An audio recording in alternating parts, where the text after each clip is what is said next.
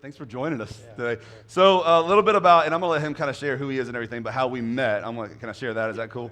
We got connected through a mutual friend, and he was like, "Hey, you got to meet this guy." And so our heart from the very beginning, one of our values is again to be for all people, and what we mean by that is all people. So white, black, Hispanic, old, young, rich, poor. We don't care where you come from. We say this, like, if you're not okay with sharing a room with them, sharing a meal with them, sitting across the table with someone who doesn't look like you, comes from the same background as you, if you're not okay with that, then we will lovingly tell you this isn't the church for you. And so one of our hearts was racial reconciliation. And so my friend was like, you got to meet this dude. And so you and I met 8 months ago, probably had coffee, and just kind of clicked and connected. And so you started kind of visiting us a little bit and just checking out what we were doing. And then in January, I was like, bro, why don't you just come do an internship with us? And so he prayed about it, and he said yes. So why don't you tell us a little bit more about you, man? What do you do? Tell us you. Yeah, so my name is Idozi. My parents are Nigerian. They came here in the 80s. So I have two older brothers. They were born in Nigeria. They came here when they were 3, and then they had me. So I was born in Atlanta. Wasn't really raised in the church, so I don't have much church background, but my parents basically forced me and my brothers to go to church every Sunday. So after I graduated high school, I went to college, Georgia Southern University in Statesboro, if anybody knows. Georgia Southern? Anybody? Statesboro? Okay. Yeah, one. Person? There's one. Okay. So when I got down there, I wasn't saved, and I was making terrible decisions. So I remember the second semester of my freshman year, my best friend died. And when he died, I really didn't know how to process it. So one thing I remember was just me getting on my knees and praying to God for the first time ever. And my prayer was, God, why? Why did you take my best friend from me? And that was it.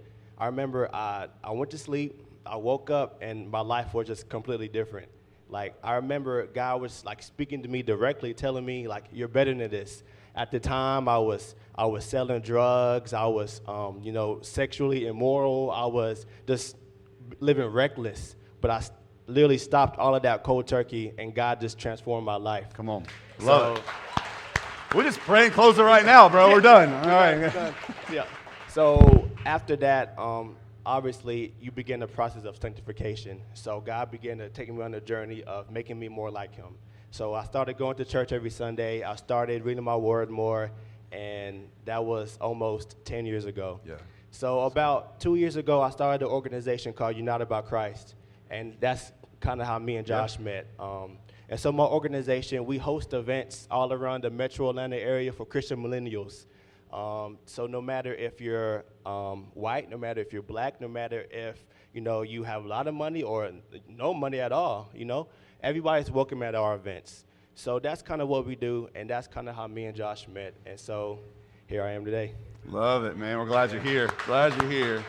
Glad you're taking this step with us, too. So why don't you get started, man? Let's do this thing. Yeah, Where are we going? So today we're going to talk about what it means to be a neighbor. And, even while I say that, just take a moment to think about the definition of a neighbor. Josh, I'm going to ask you a question. What's up? What's the most interesting neighbor that you have had? Interesting neighbor. I've had a few. So when my wife and I got married, we moved into a house, and we loved the neighborhood, but we had one neighbor, and I don't know if you all have this neighbor, maybe, and you may be this guy. So if you are, let's talk afterwards. But he was the guy that he was always either walking around or he had his cruiser bike, right, going 0.2 miles an hour, but he knew everything that was going on in every house on the block. He knew all of the gossip and everything else. I'm pretty positive. I started calling him Nosy Neighbor Ned, because I'm pretty positive that when I was gone, he was peeking in our houses to be well, what do they have? What are they eating for breakfast? And so every time I'd kind of try to befriend him as he was walking by, or actually I wouldn't befriend him. He would walk towards me. Be so what's going on? So I hear houses two doors down is getting their roof replaced. What do you think about that? And I'm I don't care. What's going on? And so, so that was me, Nosy Neighbor Ned. He always was this enigma to me. And I was always every time I was outside of our house, he was always walking or riding around. Bro, what do you do? in the day? It's all the time. What about you? What was the most interesting neighbor you have or had? Well, let me think. So we have a neighbor right now, and he's not here, so I can kind of talk about him. So literally, like, at any given time throughout the day, he's walking his dog. It could be 6 o'clock in the morning, 7 o'clock in the morning, 8 o'clock in the morning, 8 o'clock at night. He's literally walking his dog, and I'm just like what are you doing? What do you do with your life? I mean, he's a What little kind of older. dog is it? What kind of dog is it? Like a big dog or a small No, dog? it's like a small, Oh, like Chihuahua type of dog. And Sorry if I you think have he a might dog. be that nosy neighbor that you had. He might have moved to my neighborhood. He just got a better decoy. Oh, yeah. Let me describe to That's you it. Chihuahua and do that. So that's good. All right. So then, Adozie, what kind of neighborhood did you grow up in? Well, for me, my neighborhood, I grew up in McDonough. So it's predominantly white, but my neighborhood was so awesome because everybody was my age. So we was always outside, and this is the age before social media and stuff like that. So kids actually, Man, you're so old. so kids actually played outside. So literally, me and all my friends would play basketball, football, baseball. Like literally, any excuse to be outside, we'll be outside. Yeah. So, and like I said, I grew up in an African home. So when my friends would come to my house, they would kind of get a taste of Nigeria. So my mom would always cook food for the people. But the funny thing is, like, they could never understand my mom. Like, she would be speaking plain English, and they'll always ask me, like, what did your mom say? I'm like, she's speaking English, bro. Like, do you not know what she's saying? So that's kind of the neighborhood I grew up in. Was there ever, and what I love is to, again, we say this, like, I think when we can share, even like this small table, I love the conversations that happen. So I mean, your parents are, African. I mean, as are you. And so growing up in that neighborhood, were there ever any moments where there was like any kind of tension or like, besides, I can't fully understand what your mom's saying. Was there ever like any misunderstandings, or was it just kind of this beautiful like mesh of, we accept you, we love you, and all that? Like, how was that? Yeah, and honestly, there was never no, like, tension. Yeah. And I praise God for that. awesome. It was always just like, hey, like, you're new, we accept you. Yeah. And that's how cool. it was. So I just thank God for that. Cool. So for me, I grew up in a predominantly Jewish community, and so every Saturday there would be a ton of people walking to the synagogue, and for like when I was growing up, I didn't know what was happening. I was like, why is everyone, what's going on right now, or whatever, and I began to like make some friends there and doing that. And so then when I grew up and got big and everything, we moved into this house where Nosy Neighbor Ned. But for me, and I don't know if we are like this, but for me, a neighborhood for me wasn't about a community of people. It was I lived in a house with 4 walls on a street with other houses with people that had 4 walls. And so, Mike,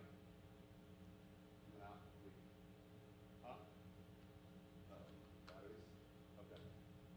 Can I borrow your mic real fast? Oh, well, are we changing them right here? Okay, here we go. Why not? Why not? I feel like we should have like Mr. Rogers playing right now or something. Thanks, man. Let's get over Jesse. Yeah, Jesse. Check. There we are. We're back. So for me, growing up, or for me, like my wife and I, we moved to this house. The neighborhood for me it was just I lived in a house on a street with other people who lived in a house on a street. There was no kind of community. And I think when we start talking about the idea of neighbor, I think for a lot of us, we start breaking that down. I think we would define ourselves as a neighbor because we just live in a house on a street with other people. We may not know our neighbors, but I think it's a better metaphor for just our lives. Like, it's easy for us to live in isolation, especially with like social media and everything. Like, we feel like we're fully connected to the world because we're following everyone's Facebook feed. And so a lot of our lives are made up of kind of living with 4 walls around us, with a bunch of other people with 4 walls around us, not ever really knowing who we are. And I think when you look at Jesus and his heart, when he talks about a neighbor, I think when his approach to a community is he was always wanting the neighborhood to grow bigger than it was before. Like, there was always room in the neighborhood for somebody else. And I think we see that this morning as we're kind of going to break down this passage. And so we're going to be in Luke chapter 10 this morning. And so if you want to turn there, if you have Bibles, you can turn to Luke chapter 10. It's going to be on the screen as well. It's kind of you split your Bible in half and start flipping right. You find Matthew, Mark, and then Luke chapter 10. We're going to look at a specific story where Jesus and I think this is going to be, for some of us this morning, maybe a little uncomfortable, just because I think it's going to push us a little bit, and it's going to encourage us in some way. So, man, let's do it. Yeah, so we're in Luke chapter 10, and we're just going to go ahead and jump in verse 25. And it says, "And behold, a lawyer stood up to put him to the test, saying, 'Teacher, what shall I do to inherit eternal life?' Verse 26, he said to him, 'What is written in the law? How do you read it?' And he answered, 'You shall love the Lord your God with all your heart, and with all your soul, and with all your strength, and with all your mind, and your neighbor as yourself.' And he said to him, 'You have answered correctly. Do this, and you will live.'" So just kind of sitting on that passage a little bit, we see that Jesus is talking to a Jewish lawyer who's really well-versed. And we see that Jesus really gives two commandments. Yep. And the first commandment is like an invisible command. If we go to verse 27, it says to love the Lord your God with all your heart. It's like, that's an invisible command because you can't tell if people are really loving God. You know, I can say, "Oh, Josh, you love God because of X, Y, and Z," but I don't really know if you love God or not. You know, I don't know what you're doing behind closed doors. Right, or if it's genuine. If it's genuine. Yeah, that's good. But the second command that Jesus gives is at the end of verse 27. It says, "You should love your neighbor as yourself." And that's a visible command. Like, people can look at me and say, "Okay, Josh, he knows he loves Josh." So that's something visibly you can see. So even talking about that, there's a connection between the invisible and the visible. Okay. Jesus really ties that together. So if it's tied together, if there's a lack of love of God in one area, then there's going to be a lack of love of people in the next area. So we see that our walk with God isn't necessarily about just loving God. It's also about loving people. Yeah. So we can say that our walk with God is a vertical walk before it's a horizontal walk. And what I mean by that is it's all about your relationship with God first. If you have your relationship with God in order, it's going to be easy to follow the second commandment that Jesus gave to love people. But if our vertical walk with God isn't right, then our heart's not going to be right. I might talk bad about Josh. I might talk bad about everybody else. But if I'm right with God, then the love of God just literally flows through me and out to everybody else. And so we see that that's kind of where God is taking us in these verses. But also, it just doesn't go to people. It also relates to like things as well. You know, sometimes we reach for things. You know, maybe people are struggling with addictions, so they're reaching for drugs. Maybe they're struggling with approvals for people, so they always go on to social media and they might post a picture, get all these likes and comments, and people just talking to how good they are, just feeding them, rather than reaching to the heavens and saying, "God, I need your love. I don't want to do this drug no more. I need your love." And that's when we really, you know, if we get our vertical relationship with God right, then we could actually reach for the love of God rather than the approval of people, or rather these drugs. That's good, man. So you've got Jesus here with this lawyer, and the truth is, all these guys were, they would sit. This is what they did. Like, this is what the smart, like, Jewish people would do, is that they would sit around and just, I mean, they were wrestling through. They memorized 600 plus commandments, and so they would just sit around and talk about these commandments all day long, which sounds super fun, right? I wonder if at any point Jesus was like, "How did I get myself into this?" But so he's there, right, and that's where he wants to be. He's meeting them where they are, and so he asked this question, or this guy asked this question, and Jesus responds it with another question. And he says, "Love the Lord your God and love your neighbor as yourself." And so our love for God is made evident when we love others. So, like, that's it. Like, Jesus just spoke. And in fact, there's multiple times when something like this happens with Jesus. And every other time, it's like Jesus says this, and then it's done. But this guy pushes a little bit more. And so verse 29 says, but he desiring to justify himself, Jesus said to Jesus, and who is my neighbor? So I could see Jesus, this all happening, and him looking around to his buddies and be like, watch this. And so Jesus, exactly who is my neighbor? And I think this is maybe where we can find a lot of ourselves. Because what this guy wants to do is justify himself and justify saying, I have to love some, but can you help me like justify the fact that I want to dismiss others? Like, Jesus, tell me who I have to love, but also could you tell me who I don't have to love?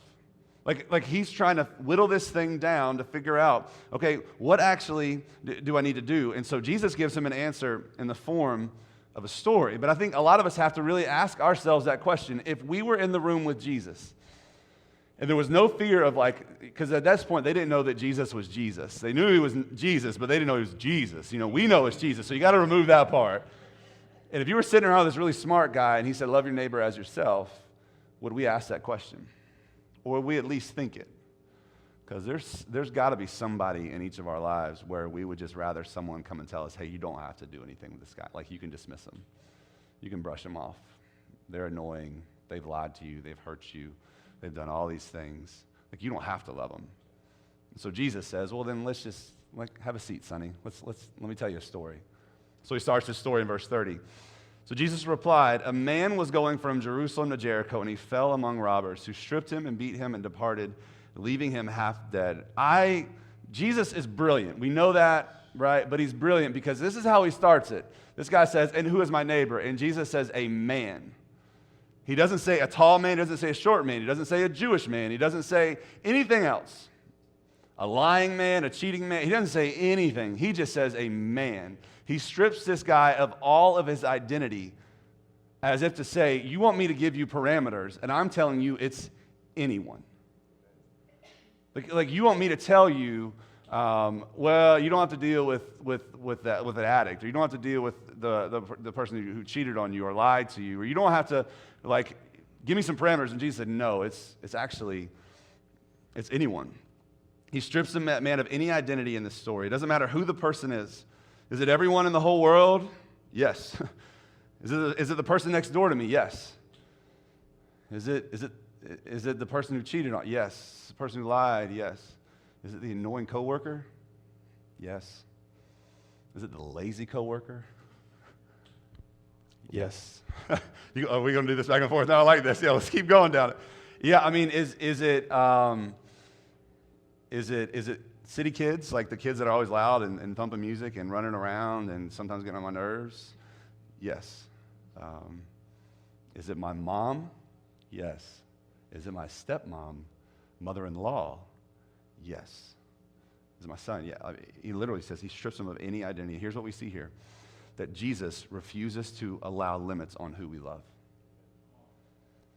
Refuses. And he does it so gracefully. He doesn't look at the man and says, hey, you idiot. He just says very nonchalantly, there's a man, because immediately this guy asks a question. So now what the lawyer hears is when Jesus is sharing the story, he is now thinking, okay, you're going to tell me who this man is exactly so I know who my neighbor is.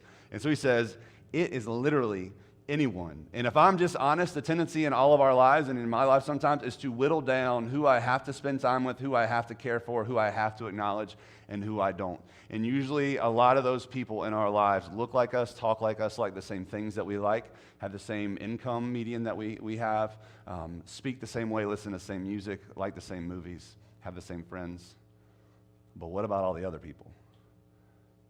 Jesus says, you want a definition, and I'm going to give you a commission. Verse 31, man, let's do it.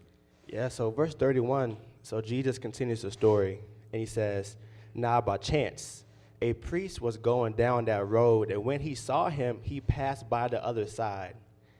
So likewise, a Levite, when he came to the place and saw him, passed by the other side. But a Samaritan, as he journeyed, came to where he was, and when he saw him, he had compassion. So we're going to break down these three verses a little bit, and as Jesus gave a commission, he's telling this story, and he says three different types of people: a priest, a Levite, and a Samaritan.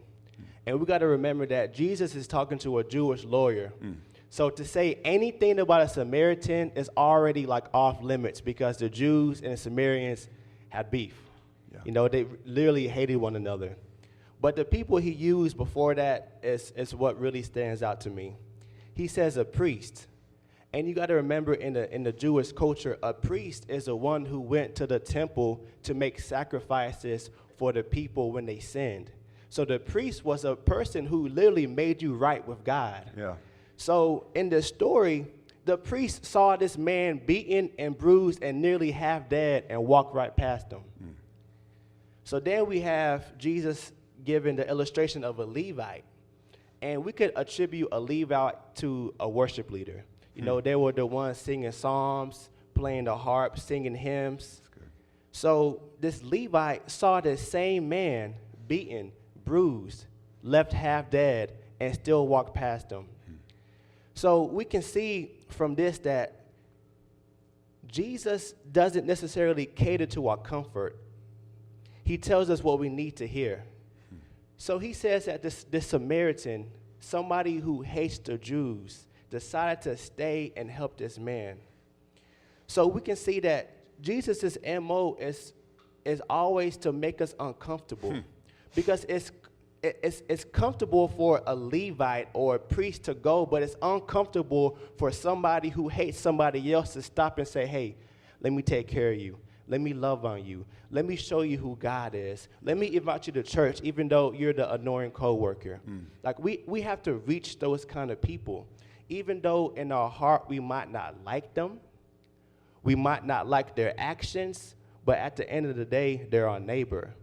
And so we have to illustrate that same love that Jesus is trying to illustrate in this story, that a Samaritan, somebody who hates the Jewish people, literally stopped. So we're going to continue to go in verse 34.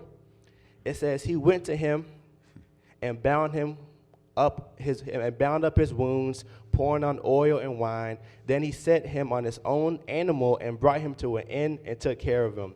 And the next day he took out 2 denarii and gave them to the innkeeper, saying, take care of him, and whatever more you spend, I will repay you when I come back.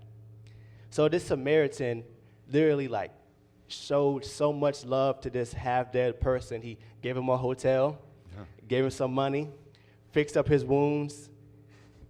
You remember, like, Samaritans hated the Jews. So And the Jews hated the Samaritans. it was strife. So for Jesus to tell this story to a Jewish lawyer is already making this guy uncomfortable. It's literally making him so uncomfortable. I feel like he'd be like, say it ain't so, Jesus. Tell me it's not the Samaritan. Tell me it's not going in that direction. Anybody but him. Yeah. You know, anybody but him. So, and I don't know if I could do that, honestly. If I had, beef with somebody else and I saw him hurt, I would just say, I might be like the Levite and just look the other way and just keep walking, honestly. But we see something that Jesus wants us to be uncomfortable. He wants us to talk to those annoying coworkers. He wants us to stand in the presence of our enemies and actually love them. Come on. Yep. That's his commandment. So we got to see that not only does Jesus, he doesn't put a limit on who we love, but he also doesn't put a limit on how we love. Yeah. So this Samaritan went to above and beyond just to make sure this man was well kept, was fed, was bandaged up, gave him some extra money, all because Jesus wanted to illustrate that we need to go above and beyond for even our enemies. Yeah, Jesus refuses to limit who we love and how we love. And so he's at the end of the story, verse 36, that was my phone, don't worry about that. Which of these 3 do you think proved to be a neighbor to the man who fell among the robbers? 37, he said, the one who showed him mercy. And Jesus said to him, you go and do likewise. Again, here's what I love about Jesus. And I think, man, I'm hoping that God is so slowly like softening your heart to who Jesus is, because Jesus doesn't look at this man and say, you selfish, hypocrite, idiot. Let me tell you who he is. Look at what he does. He not only strips this man of his identity from the beginning, but then the man asked, who is my neighbor? So the man wants to know, who is the person that I need to love? And what Jesus does is he says, who was the neighbor to the man?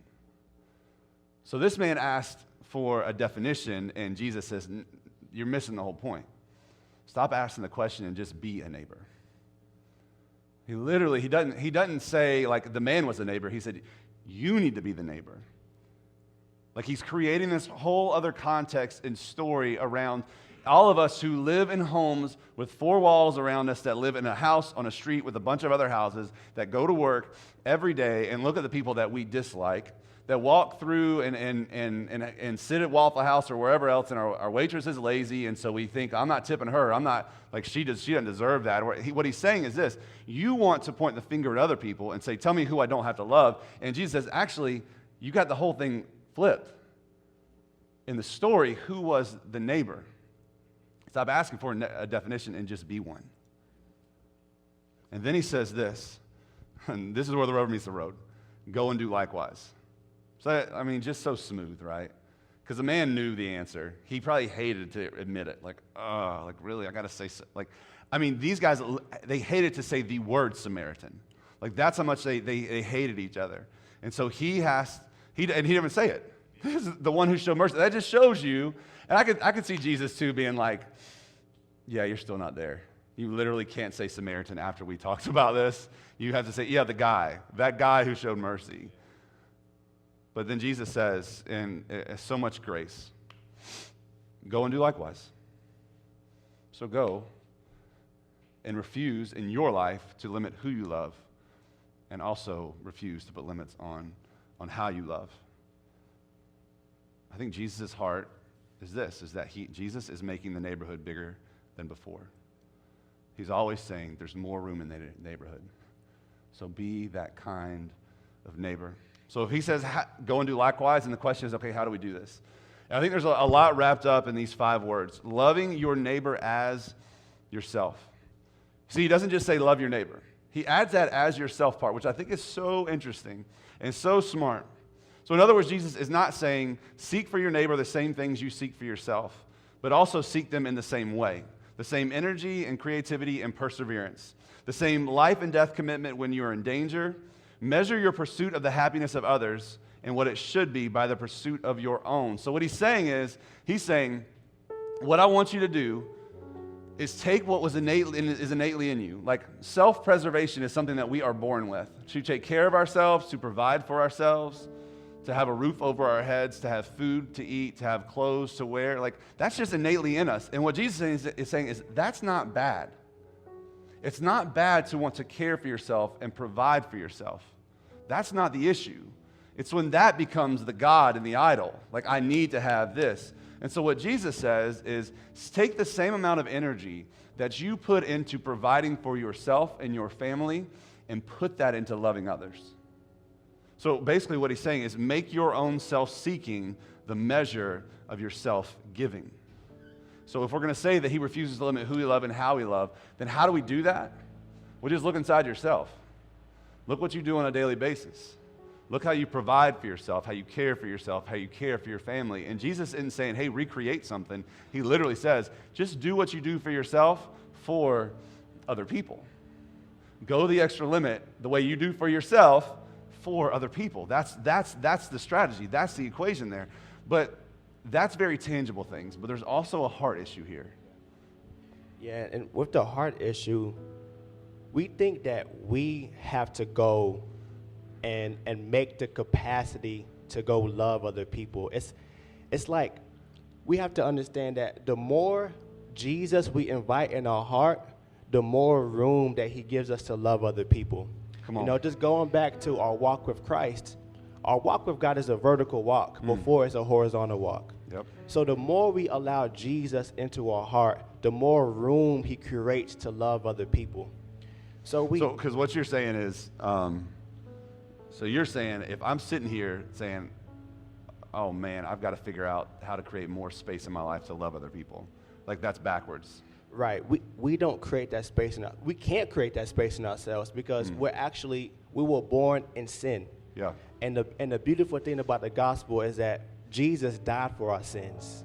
And when we accept Jesus Christ into our heart, he then begins to make room in our heart to love other people. Come on. Yeah. And that's the beauty of it. You know, we have to understand that there's power in the gospel. and that we were once all slaves to sin. We had no control over it. But now that we became Christians, now that we became believers of what Jesus Christ has done, now we can actually love. Now we actually have the capacity to love when we once didn't have that capacity. That's so good, man. That's so good. So Jesus has to create the capacity for us to love. He has to. And so if you're here, I mean, what Adozi's saying is right on. If you want, because I'll tell you this, walking around through the rest of your life and being in animosity and odds with people is exhausting. And you know it. Because there's a lot of us in this room that are carrying bitterness and anger and hatred towards people. And it's exhausting. It's a weight that you weren't meant to carry. And so what we try to do is like all of us, because self-preservation is our default, we try to figure out how to manage that. Like we try to figure out how to balance that. We try to figure out how to suppress that hurt. We try to figure out how to like push it out on other people so we deflect it or whatever else. And the whole time, you're exhausting yourselves in ways that you don't have to. And Jesus is saying, hey, just come to me. Because what I have to offer is light. I'll take the burden. But let me create that capacity to love your enemy, to love the lazy coworker. Like, let me do it, because you can't do it on your own. And that's why it's good news. It's the best news in the world. I don't have to hustle to love someone. Jesus does it for me, and I get to follow him in his lead in that.